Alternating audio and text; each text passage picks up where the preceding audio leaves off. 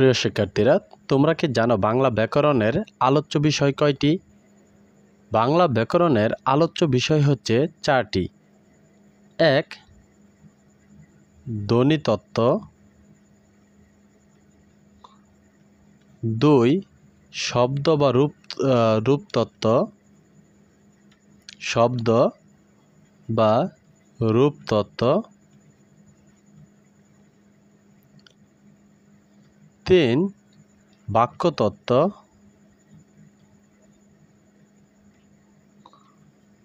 4. অর্থতত্ত্ব।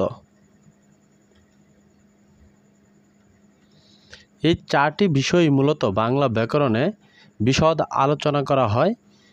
তো এছাড়াও আরও কয়েকটি বিষয় আলোচনা করা হয়। তো কোন কোন আলোচ্য বিষয়ে বা ধাপে কি কি বিষয় অন্তর্ভুক্ত আছে তা যদি জানতে চাও তাহলে অবশ্যই এই চ্যানেলটি সাবস্ক্রাইব করো।